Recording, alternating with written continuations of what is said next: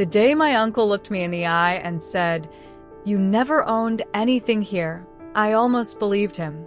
I was sitting in the same boardroom where I'd spent nearly half my life helping my father rebuild a struggling company.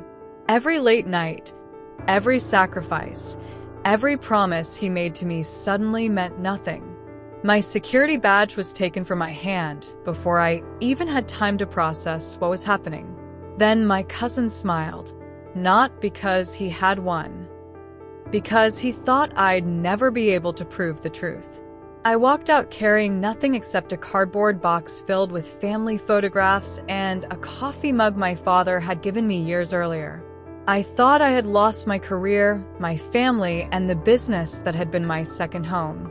I had no idea that, hidden inside a dusty binder in my father's old garage, a forgotten piece of paper was quietly waiting to change all of our lives.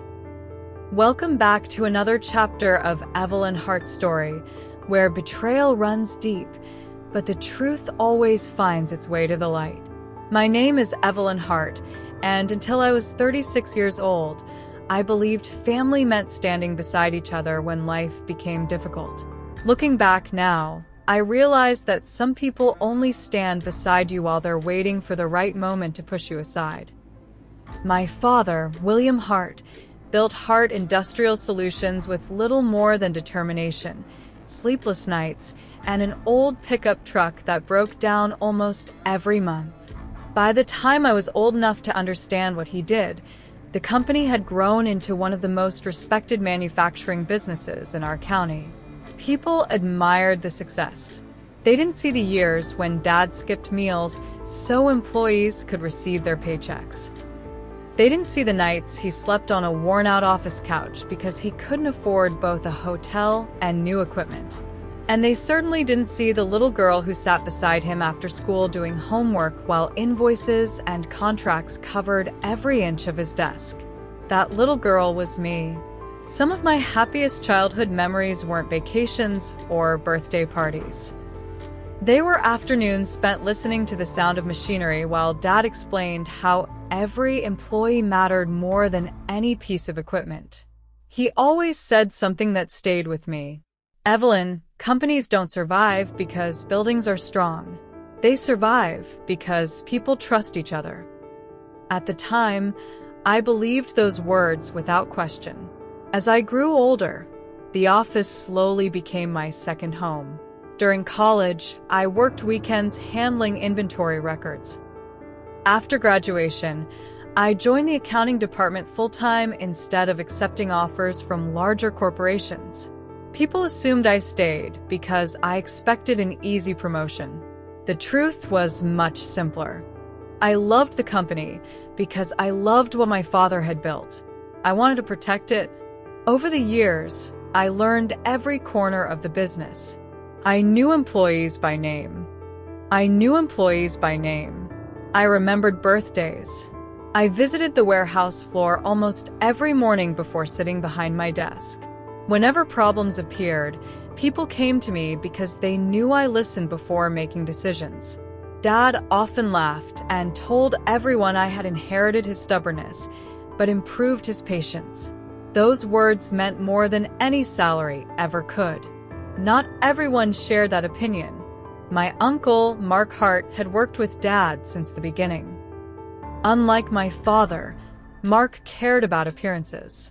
He loved expensive suits, luxury cars, and reminding people that the Hart name carried influence. Whenever reporters visited, Mark somehow found his way into every photograph. Whenever difficult decisions had to be made, he somehow disappeared. Then there was my cousin Jason. Only 2 years younger than me, Jason believed the company existed because the Hart family deserved success. He rarely acknowledged the employees who made that success possible. To him, business was about control. To me, it was about responsibility. Our disagreements stayed professional for years, mostly because my father refused to allow personal conflicts inside the workplace. Whenever meetings became tense, Dad would calmly interrupt. We solved problems together. He'd remind us. forgetting that is how families destroy everything they worked to build. I wish those words had been enough. Then came the year everything changed. Dad's health began declining after what doctors initially described as a manageable heart condition. He ignored symptoms for months, insisting there was too much work waiting. Eventually, he couldn't ignore them anymore. The surgery was supposed to be routine. He even joked about returning to the office before anyone expected. The night before the operation, I visited him at home. His garage door stood open as always. Inside were shelves packed with decades of company history, old financial binders, contracts, photographs, blueprints. Dad never trusted digital copies alone. He believed every important document deserved a physical backup. As we stood there looking around the garage, he rested his hand on one of the old filing cabinets. "If anything ever happens to me," he quietly said, "don't let anyone convince you that you don't belong here." I frowned immediately. "Nothing's going to happen," he smiled. "I know, but promises matter before they're needed." I laughed nervously, trying to change the subject. Instead, he hugged me longer than usual. It felt strange, almost like he wanted to say something else but decided against it. The next morning, I waited outside the operating room with more hope than fear. Hours passed. Doctors came and went. Then one surgeon walked toward me with the expression every family dreads seeing. The surgery had complications. My father never woke up. The days that followed became a blur of condolences, flowers, paperwork, and sleepless nights. Employees cried openly at the funeral. Some had worked beside Dad for more than 30 years. Many told me the company wouldn't feel the same without him. I agreed. But I also believed we would honor his legacy by keeping everything he had built alive. I thought we would grieve together. I thought family would become even closer after such a devastating loss. I couldn't have been more wrong, because only 3 days after we buried my father, my uncle called an emergency board meeting. He insisted it couldn't wait. As I walked toward the familiar conference room carrying my notebook, I noticed something that immediately made my stomach tighten. The locks on my father's office had already been changed, and standing outside the boardroom door was a security guard I'd never seen before. At that moment, I still believed it was just another unfortunate coincidence. Within the next few minutes, I would discover that my family's plan to erase me had already begun. I walked into that boardroom expecting to discuss the future of the company my father had spent his entire life building. Instead, I was about to learn that my own family had already decided I no longer had a place in it. The worst part wasn't that they wanted me gone. It was how prepared they were to make it happen. The conference room felt strangely unfamiliar that morning. For years, my father had insisted that every board meeting begin with coffee, conversation, and respect, no matter how difficult the agenda might be. That day, the coffee was gone. So were the smiles. Mark sat confidently at the head of the table, occupying my father's chair without hesitation. Jason sat beside him, scrolling through his phone as though this meeting were nothing more than a routine appointment. Claire Donovan, the company's longtime corporate lawyer, was also present. She greeted me politely, but something about her expression seemed restrained, almost uneasy.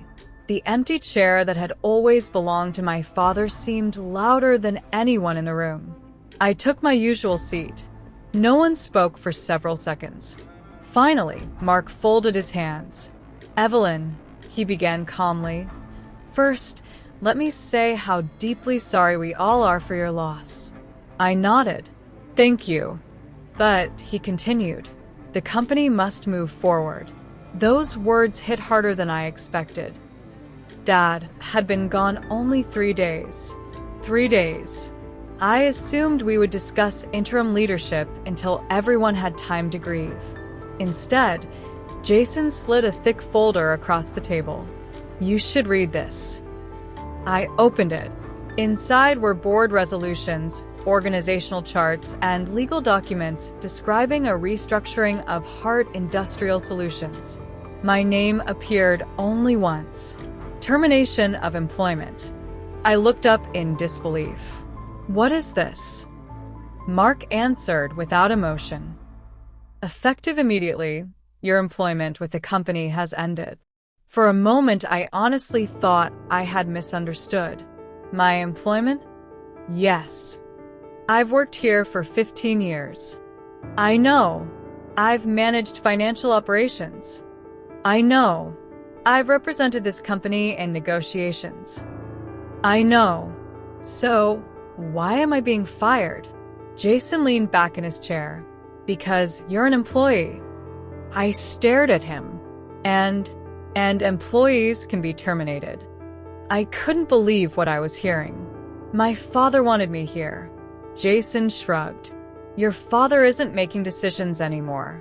The room fell completely silent. Claire lowered her eyes. Even she seemed uncomfortable hearing those words spoken aloud. I turned back toward Mark. "This isn't what Dad wanted." Mark sighed dramatically. "What William wanted doesn't change corporate ownership." "What do you mean?" He opened another folder. "The Hart family ownership structure is very simple." He pointed toward a chart. "Your father owned his shares. I own mine. Jason owns his. You own none." The sentence echoed in my head. "You own none." I laughed.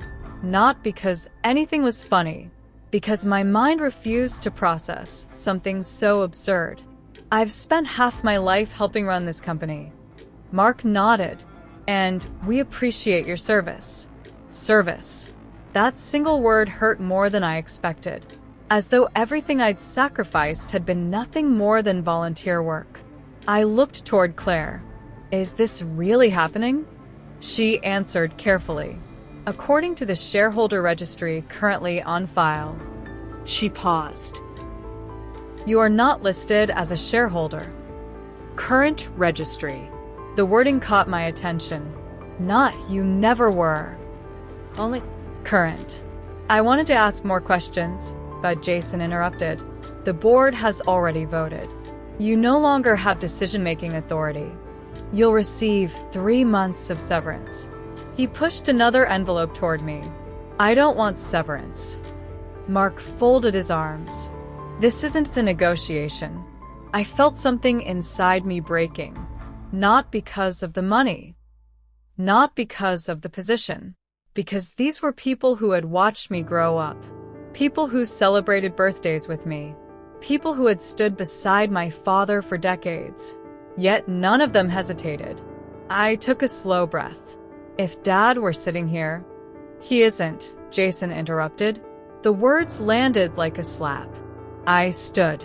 "So that's it." Mark nodded. "We believe this is best for the future of the company." The future Dad spent his life building? Our responsibility now. I looked around the room one last time. No one defended me. No one questioned the decision. Even board members who had worked with me for years remained silent. Fear has a way of making good people quiet. I gathered my notebook. As I reached the door, a security guard stepped forward. "I'm sorry, Miss Hart." He held out his hand. "Your badge." For several seconds, I simply stared at him. That badge had opened these doors every morning for over a decade. It wasn't just plastic. It represented trust, belonging, family. Slowly, I unclipped it from my jacket. The guard accepted it with genuine embarrassment. "I'm really sorry." "I know," I whispered. Walking through the building without that badge felt unreal. Employees noticed immediately. Some looked confused. Others avoided eye contact.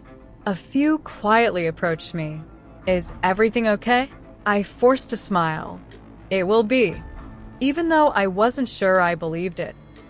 When I reached my office, someone had already packed my belongings into a cardboard box. My father's framed photograph, family pictures, a notebook filled with handwritten ideas, the coffee mug he'd given me on my first official day. Written across it were the words, "Earn respect, never demand it." I held that mug tighter than anything else. As I carried the box toward the exit, dozens of employees watched from their desks. No one clapped. No one celebrated. The silence was heartbreaking. Then something unexpected happened. An older maintenance supervisor named Frank walked over. He'd worked for my father almost 35 years. Without saying a word, he hugged me. "You belong here," he whispered. "Don't let anyone convince you otherwise." Those words sounded strangely familiar, almost identical to what Dad had told me in the garage. I looked at Frank. "What did you say?" He smiled sadly. "Your father believed in you, more than anyone." Before I could ask another question, Mark appeared across the lobby. "Frank." His voice was sharp. "We're working."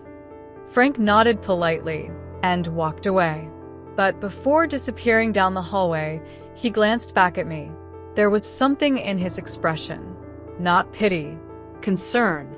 Almost as though he wanted to tell me something but didn't feel safe doing it there. I drove home in complete silence. My house felt unbearably empty. Dad used to call every evening after work just to ask whether I'd eaten dinner. Now my phone remained silent. For the first time in years, I didn't know what tomorrow looked like. The following week became a nightmare. Friends I'd known through the business stopped returning calls. Industry partners suddenly became distant. People who once praised my work now acted as though I had never existed. Rumors spread quickly. Some claimed I'd resigned. Others claimed I'd been incompetent. One article even suggested I'd left voluntarily to pursue new opportunities. None of it was true. Mark and Jason had carefully controlled the story. Every lie pushed me further into isolation. I considered walking away forever. Maybe they were right. Maybe I really had never belonged there. Then, one rainy afternoon, I stopped by my father's old house to begin sorting through his belongings. The garage door was exactly as he'd left it before surgery. Dust covered the shelves. Old filing cabinets lined the walls. Nothing had been touched. I stood there remembering our final conversation. His words echoed in my mind. "If anything ever happens to me, don't let anyone convince you that you don't belong here." Why had he said that? What had he been trying to tell me? As I looked across decades of carefully labeled binders and storage boxes, I realized something. My father never kept records without a reason. And if there was one person meticulous enough to leave behind answers, it was William Hart. I didn't know it yet. But hidden somewhere inside that quiet garage was the first crack in the lie my family had worked so hard to build. Standing alone in my father's garage, I kept hearing the same sentence over and over. "Don't let anyone convince you that you don't belong here." At first, I thought those were simply the comforting words of a father preparing for surgery. But as I looked around the shelves filled with decades of company records, I began to wonder if they had been something else entirely. What I discovered over the next few weeks didn't just challenge my family's version of events. It made me question whether they had been lying to me for years.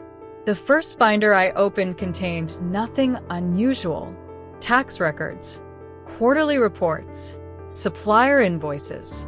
Exactly the kind of paperwork I had expected. I spent the entire afternoon sitting on the cold concrete floor, surrounded by stacks of folders that smelled of old paper and dust. Every page reminded me how organized my father had always been. His handwritten notes filled the margins of countless documents, explaining decisions only he would have remembered years later. By sunset, I had found nothing that explained his final words. I almost convinced myself I had imagined the hidden meaning behind them. Still, something inside me refused to quit. The next morning I came back, Then the next, and the next. Days slowly turned into weeks. Every morning I made coffee, unlocked the garage, and continued searching through nearly 30 years of company history. Friends told me I was torturing myself. "You're grieving," one of them said. "You need to let go." Maybe they were right. But grief wasn't the only thing keeping me there. It was instinct. My father had never spoken carelessly. If he had looked me in the eye and told me not to let anyone convince me I didn't belong, there had to be a reason. Meanwhile, life outside that garage kept getting harder. Without my salary, I had to cut back on almost everything. I canceled vacations I had planned with friends. I postponed repairs on my house. For the first time in years, I started worrying every time another bill arrived. What hurt even more was watching Hart Industrial Solutions continue without me. The company's social media pages were suddenly filled with photographs of Mark and Jason shaking hands with clients. Every post spoke about the next generation of leadership. Not once was my father's name mentioned. Not once did they acknowledge the woman who had spent 15 years helping keep the business alive. It was as if someone had erased me from the company's history overnight. One afternoon, my phone rang unexpectedly. The caller ID showed an unfamiliar number. "Hello, Evelyn." The voice sounded hesitant. "This is Frank."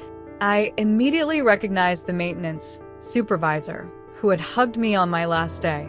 "I'm sorry for calling unexpectedly," he said. "It's okay. I just wanted to see how you're doing." We spoke for almost half an hour. Frank told me morale inside the company had changed dramatically. People were afraid to speak openly. Longtime employees had begun leaving. Departments that once worked together were now competing against each other. "It doesn't feel like your father's company anymore," he admitted quietly. Before ending the call, he hesitated. "Can I ask you something?" "Of course." "Did your father ever tell you why he trusted you with every major decision?" I smiled sadly. He said I listened before acting. Frank became silent. "That wasn't the only reason." "What do you mean?" I probably shouldn't say more over the phone. My heart began racing. "What do you know, Frank?" Another pause. "Your father always used to say that one day people would understand who the real partner in that company was." Partner. The word caught me completely off guard. "Frank, what do you mean by partner?" "I honestly don't know everything," he admitted. "I only know what I heard over the years. He never called you his employee. He never called you his assistant. He always introduced you as his partner whenever important clients weren't around." After he ended the call, I sat staring at my phone for several minutes. Partner, not daughter, not manager, partner. The word refused to leave my mind. That evening, I returned to the garage with renewed determination. If my father had truly considered me more than an employee, there had to be evidence somewhere. I began focusing on older files from nearly 10 years earlier. That period had been one of the darkest in company history. A major customer had declared bankruptcy. Cash flow nearly disappeared overnight. Banks threatened to withdraw financing. I remembered those months vividly. I had worked 18-hour days beside my father. Together, we renegotiated supplier contracts, reduced unnecessary expenses, and convinced nervous clients to stay. There had been nights when neither of us left the office before sunrise. Dad often joked that we survived on coffee and stubbornness. Against all expectations, the company recovered.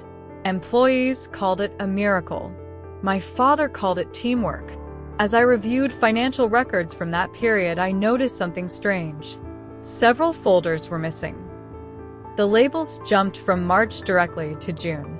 April and May had disappeared. That made no sense. Dad never misplaced records. Never. Someone had removed them. But who? And why? The missing files bothered me so much that I searched every cabinet again. Nothing. No trace. For the first time since beginning my search, I felt genuinely discouraged. Maybe whatever answers existed had already been destroyed. Late that afternoon, I decided to clean the garage before giving up for the day. I moved old boxes that hadn't been touched in years. Behind one metal shelf, I found an old wooden cabinet I barely remembered. The bottom drawer was stuck shut. After several attempts, it finally opened with a loud crack. Inside were dozens of personal items, family photo albums, holiday cards, old notebooks, and a faded leather journal with my father's initials pressed into the cover.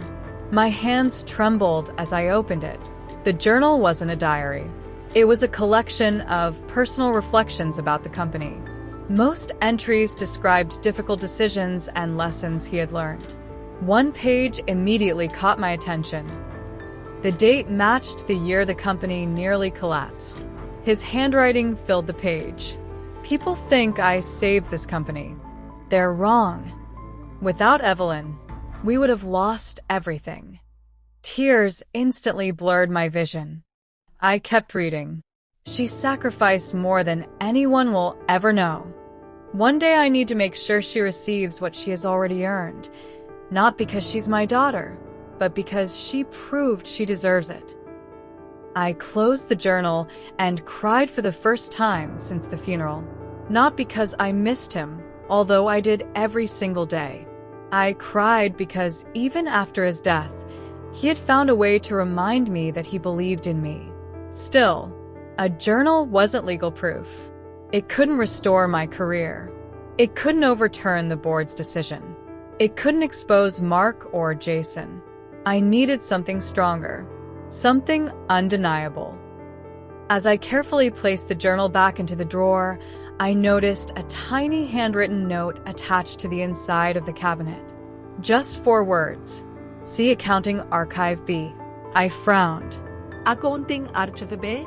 I searched the shelves until I found a dusty cardboard box with those exact words written across the side in my father's handwriting. The box was heavier than expected. Inside were old accounting binders arranged by year. Most looked completely ordinary, but one binder stood out. Unlike the others, it wasn't labeled, and tucked between its pages was a sealed brown envelope. Across the front, in my father's unmistakable handwriting, were 6 words that made my heart stop. To be finalized after surgery. My hands began to shake as I reached for the envelope. I had no idea what was inside, but somehow, I knew my life was about to change forever. For a long moment, I simply stared at the envelope. It had been sitting in my father's garage all this time, hidden among ordinary accounting records that no one would have thought to search. Across the front, in his handwriting, were the words, "To be finalized after surgery." If this was what I thought it might be, then my family hadn't just fired me. They had buried the truth with my father. I carefully opened the envelope, afraid that years of storage had made the papers inside too fragile to handle. There wasn't just one document. There were several. The first was a handwritten checklist in my father's neat block lettering. Most of the items had already been marked complete. Draft agreement, board review, share valuation, legal signatures. Only one item remained unchecked. Register final transfer after recovery. My pulse quickened.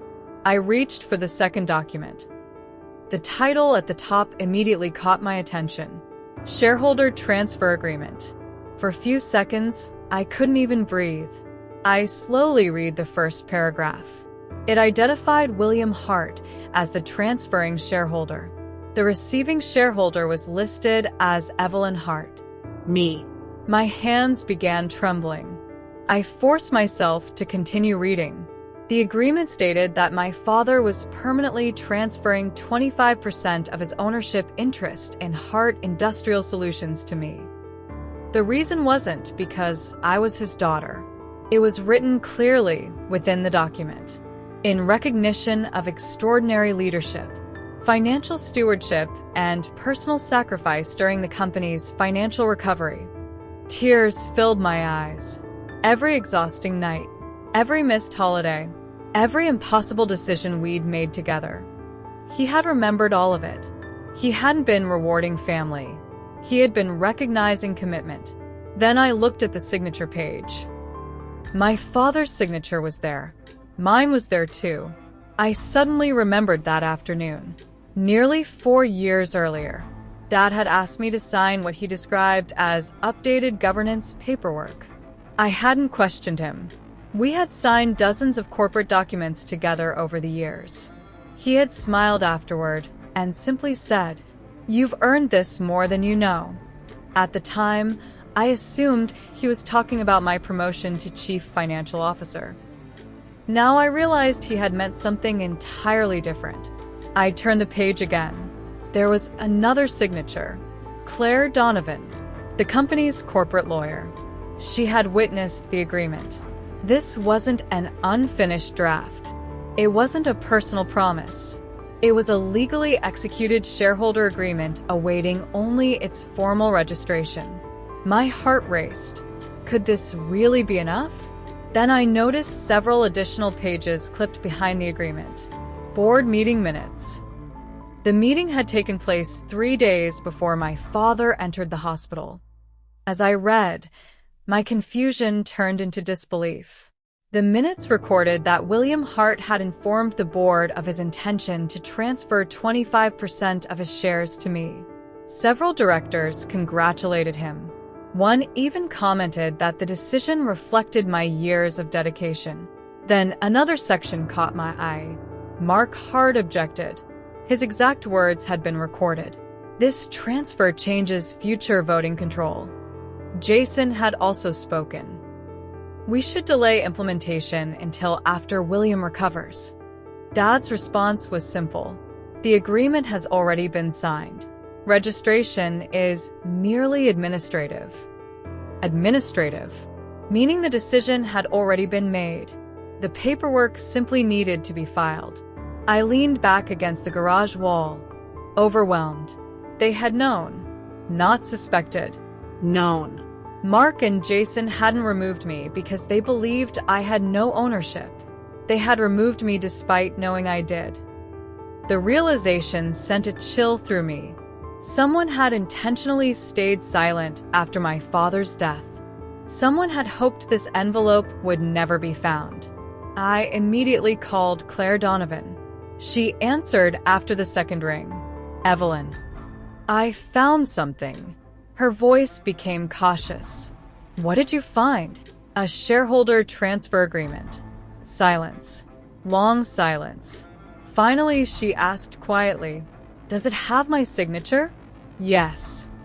"I think we need to meet." The next morning, I arrived at Claire's private office, carrying the envelope in a waterproof document case. She carefully examined every page. She checked signatures, dates, witness acknowledgments, corporate seals. When she finally looked up, her expression had completely changed. "These are authentic." I almost cried. "So they fired me knowing this existed?" Claire didn't answer immediately. Instead, she opened one of her archived digital files. After several minutes of searching, she frowned. "That's strange." "What?" "The registration request was never submitted." "It should have been." "Who was responsible?" "My office normally handled the filing," she replied. "But according to my records..." She stopped typing. "What is it?" "The submission package was requested for pickup." "By who?" She turned the monitor toward me. The authorization receipt contained a single name, Mark Hart. According to the log, Mark had personally collected the registration package 1 day before my father's surgery. There was no record of it ever being returned. Claire leaned back slowly. "I remember William asking me to prepare everything before surgery. He wanted the paperwork ready, so he'd only need to sign one final filing after recovering. But after he passed away..." She closed her eyes briefly. Mark told me William had changed his mind. My stomach tightened. He lied to you. It appears so. Claire immediately contacted the firm's litigation department. Within hours, a team of corporate attorneys began reviewing every document. By the end of the week, they had uncovered something even more disturbing. One attorney called me into a conference room. "Evelyn, we've reviewed archived corporate correspondence." He placed printed emails across the table. Several messages had been exchanged between Mark and Jason only 2 days after my father's funeral. One sentence stood out. "Without registration, she can't prove ownership." Another email read, "Destroy nothing. If she asks, tell her no agreement ever existed." I stared at the page in disbelief. It wasn't just betrayal anymore. It looked like deliberate concealment. Claire looked genuinely shaken. "I never saw these emails before." The attorneys weren't finished. Using the company's archived servers, they located additional board communications that had somehow never reached official records. One director had written privately, "William clearly intended Evelyn to become a shareholder immediately." Another responded, "Mark says we'll handle it internally." Everything pointed in the same direction. People had known. Some had remained silent. Others had trusted Mark. No one imagined he would simply pretend the agreement didn't exist. But the strongest evidence arrived completely unexpectedly. A retired board secretary named Helen Brooks contacted Claire after hearing rumors about the investigation. She asked to meet in person. Helen arrived carrying an old storage box she'd kept after retirement. "I wasn't sure anyone would ever need these," she said. Inside were backup copies of handwritten meeting notes she had personally taken during board sessions. Unlike the typed minutes, these notes included conversations that had never appeared in the official summaries. One page described the meeting before my father's surgery. William had addressed the room directly. "If something happens to me before registration, every person in this room knows Evelyn's ownership has already been decided. I expect every one of you to honor that." Helen looked at me with tears in her eyes. I never imagined anyone would ignore his wishes. Neither had I. By the time the legal team finished organizing the evidence, the situation had become far bigger than a family disagreement. This was now a corporate governance dispute supported by signed agreements, meeting minutes, archived emails, witness statements, and multiple independent records. Claire closed the final binder and looked directly at me. "Evelyn, for weeks, they wanted you to believe you had no rights." She gently slid the signed shareholder agreement back across the table. "They were wrong.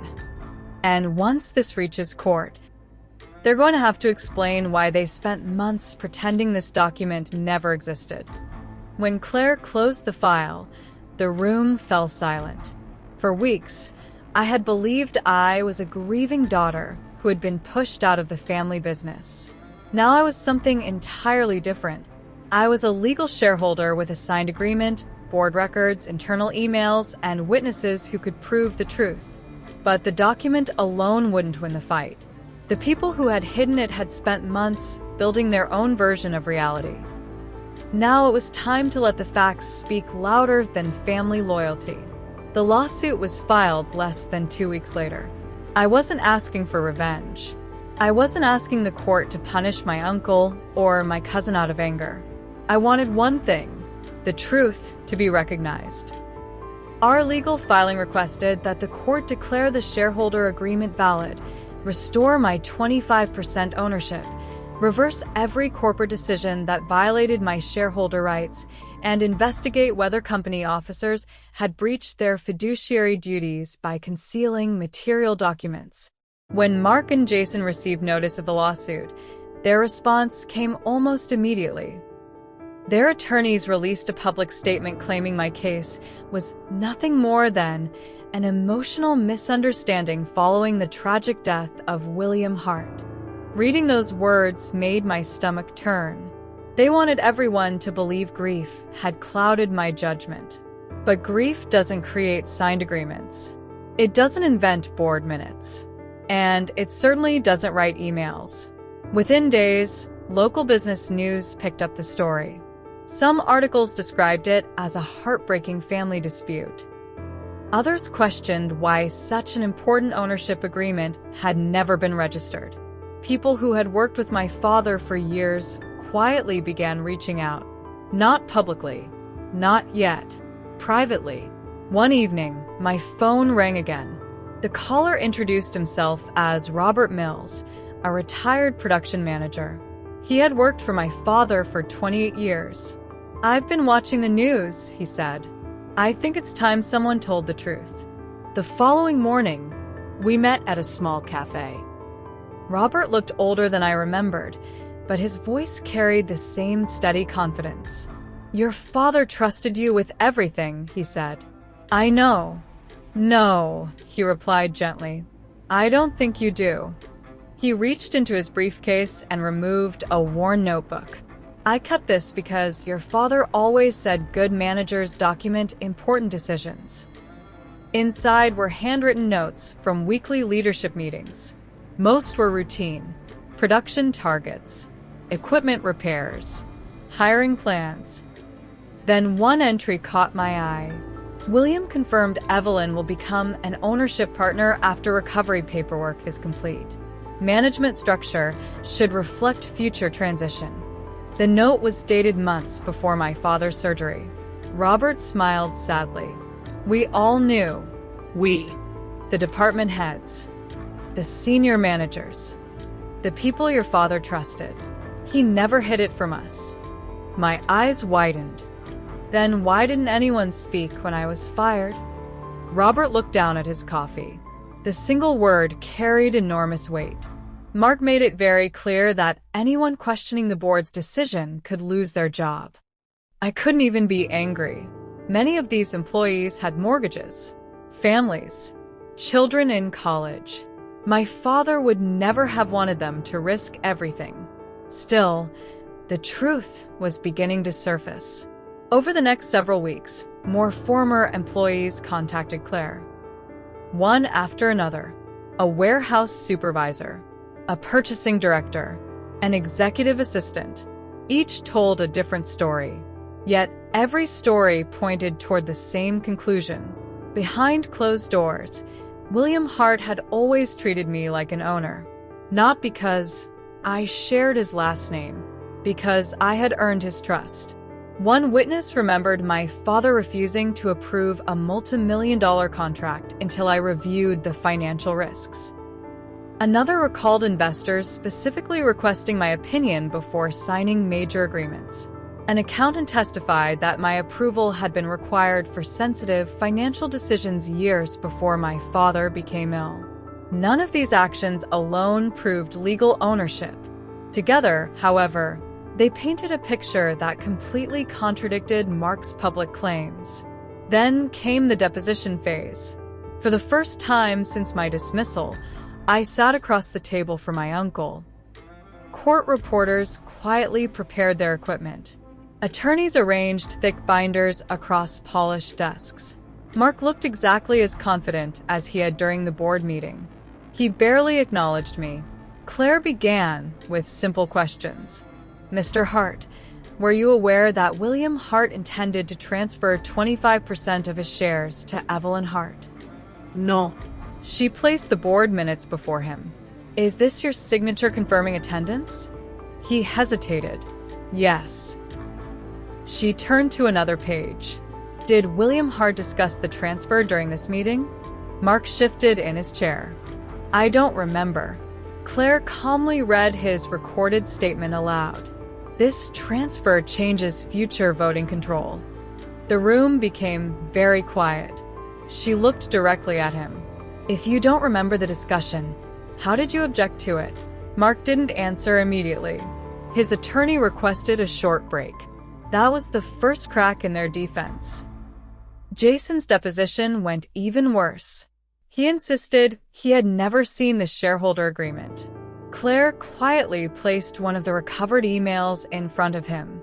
Without registration, she can't prove ownership. Jason stared at the page. His face lost all color. Is this your company email account? Yes. Did you write this message? His attorney objected. The objection was overruled. Jason finally whispered, yes. The silence that followed was almost painful. For the first time since all of this began, I saw uncertainty in his eyes. Not arrogance, not confidence. Outside the courtroom, reporters waited every day. Microphones stretched toward anyone willing to speak. I refused every interview. People asked why. My answer was always the same. The courtroom is where the facts belong. While the case moved forward, Hart Industrial Solutions began experiencing problems. Several longtime clients delayed contract renewals. Banks requested updated governance information. Auditors demanded explanations regarding disputed ownership. The uncertainty wasn't caused by me. It was caused by the very people who had hidden the truth. Employees also began speaking more openly. Anonymous letters reached the court describing pressure to remain silent. Former staff members confirmed that internal discussions about my ownership had taken place long before my father's death. The company's carefully controlled story was beginning to collapse. Then something happened that none of us expected. One of the independent board members contacted Claire. His name was Daniel Pierce. He had voted with Mark after my father's death. When he entered Claire's office, he looked exhausted. I made a terrible mistake, he admitted. He explained that after my father's funeral, Mark had assured the board there had never been a completed ownership agreement. Daniel believed him. I trusted family, he said quietly. I should have trusted the records. He signed a sworn affidavit explaining exactly what Mark had told the board and why he had voted to remove me. His testimony didn't erase what had happened, but it revealed something important. Not everyone had acted maliciously. Some had simply been deceived. As the trial date approached, Claire organized hundreds of exhibits. The shareholder agreement, meeting minutes, emails, witness statements, financial records, internal memoranda. Everything was carefully indexed. Looking at the growing stack of evidence, I remembered walking out of the company carrying only a cardboard box. Back then, I thought I had lost everything. Now the truth was sitting inside dozens of neatly labeled binders. Still, Claire warned me not to celebrate. The strongest evidence doesn't always guarantee an easy victory. I nodded. I know. She looked at me seriously. The other side is preparing one final argument. What argument? They're going to claim your father intended the transfer, but never completed it. I took a deep breath. So, everything comes down to proving his intent. Claire slowly smiled. No. She tapped the signed agreement resting on top of the stack. It comes down to proving something much simpler. They've spent months telling everyone you never became an owner. She paused before adding, but once the judge sees everything we've uncovered, they won't be explaining why you claimed ownership. They'll be explaining why they hid yours. The morning of the trial, I stood outside the courthouse holding the same leather document case that had carried my father's forgotten papers. Months earlier, I had walked out of the company carrying a cardboard box, believing my family's version of the story. Now I was walking into court carrying the truth. What I didn't know was that before the day ended, one final witness would say something that would change not only the outcome of the case, but the way everyone remembered my father. The courtroom was quieter than I expected. There were no dramatic outbursts or surprise confessions, just stacks of evidence, careful questions, and people who had sworn to tell the truth. Mark sat at one table with his attorneys. Jason avoided looking at me. For the first time since my father's funeral, neither of them looked confident. Claire opened our case with a simple statement. This is not a dispute about family emotions. It is a dispute about corporate ownership, documented intent, and the deliberate concealment of material evidence. Those words set the tone for everything that followed. Over the next several days, witness after witness took the stand. Claire first introduced the signed shareholder agreement. A forensic document examiner confirmed that every signature on the agreement was authentic. The corporate seal matched company records. The paper and ink were consistent with the date of execution. Nothing had been altered. Then Helen Brooks testified. She explained how she had personally recorded the board meeting before William Hart's surgery. She read aloud from her handwritten notes. "If something happens to me before registration, every person in this room knows Evelyn's ownership has already been decided." The courtroom became completely silent. Several jurors looked toward Mark. He kept his eyes fixed on the table. Next came Robert Mills. He described how my father had introduced me as his business partner during executive meetings years before his death. Other former managers confirmed that I had routinely participated in ownership-level decisions. One by one, they painted the same picture. I had never been treated like an ordinary employee. I had been prepared to help lead the company. Then Frank took the witness stand. He wasn't an executive. He wasn't a lawyer. He was simply a maintenance supervisor who had spent 35 years working beside my father. Some people probably expected his testimony to be brief. Instead, it became one of the most powerful moments of the trial. Frank looked directly at the judge. "I've worked for a lot of business owners, but William Hart was different." He smiled softly. He believed titles meant nothing if people didn't earn respect. Then he looked at me. I watched Evelyn earn that respect. He described nights when I stayed long after everyone else had gone home. He remembered weekends when I helped repair equipment because the company couldn't afford outside contractors. He recalled seeing my father refuse to leave the office until I agreed that a difficult financial decision was fair for the employees. Then Frank said something I had never heard before. About a year before William passed away, I asked him why he worked so hard. The courtroom listened carefully. Frank continued. He smiled and pointed toward Evelyn's office. "Because one day she'll protect this company better than I ever could." I felt tears filling my eyes. Not because it changed the legal case, because it reminded me who my father truly was. When Mark finally testified, Claire remained calm. She didn't argue. She simply asked questions. "Did you collect the shareholder registration package from Claire Donovan's office?" "Yes." "Did you return it?" No. "Did you tell the board there was no completed agreement?" Mark hesitated. I believed it wasn't effective. Claire held up the signed agreement. "Can you point to any clause stating registration was required for ownership to exist?" He searched the pages.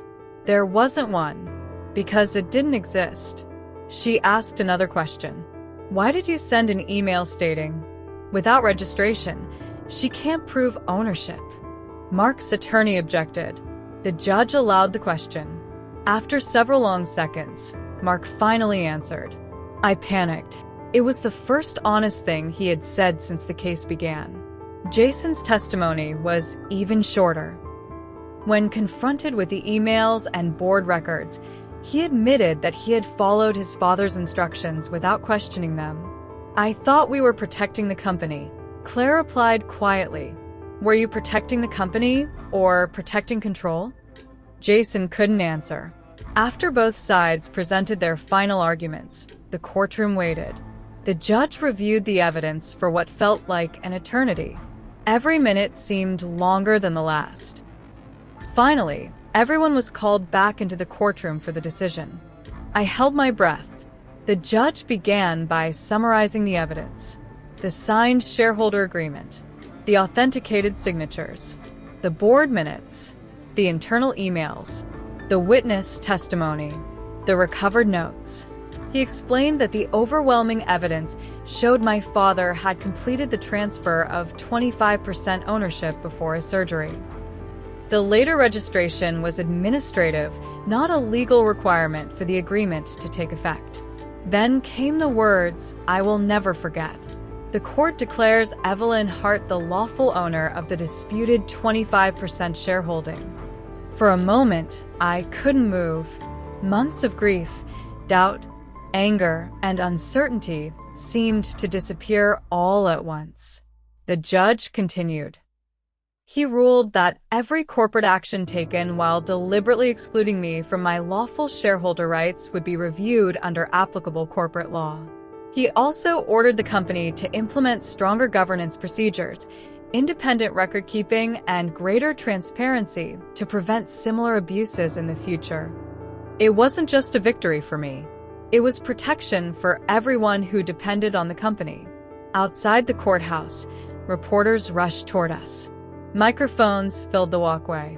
This time, I stopped. A journalist asked the question everyone wanted answered. Miss Hart, do you feel like you've defeated your family? I looked back at the courthouse before answering. No. My father built this company on honesty. Today, honesty finally caught up with the lies. That evening, I returned to Hart Industrial Solutions for the first time since I had been escorted out. The security guard who had taken my badge months earlier met me at the entrance.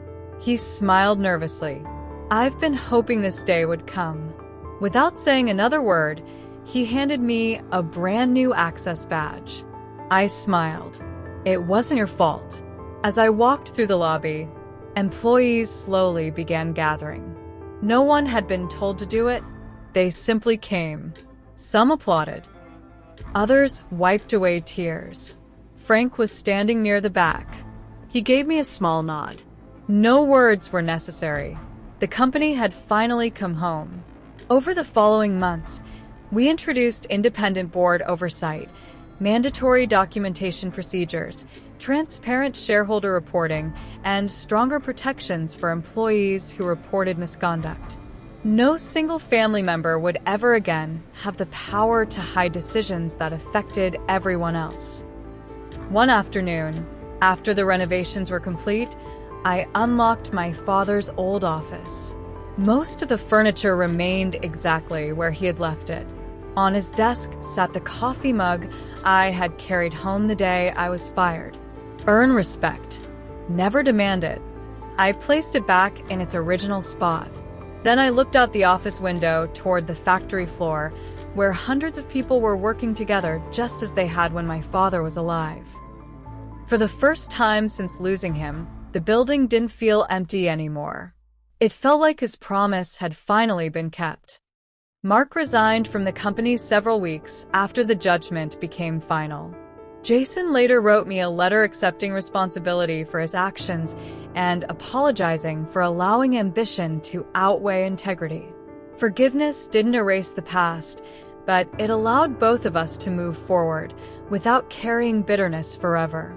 Hart Industrial Solutions continued to grow, not because one family controlled it, but because trust had been restored. Every important corporate decision became transparent. Every shareholder received equal access to company records. Every employee knew that honesty would never again depend on who held the most power.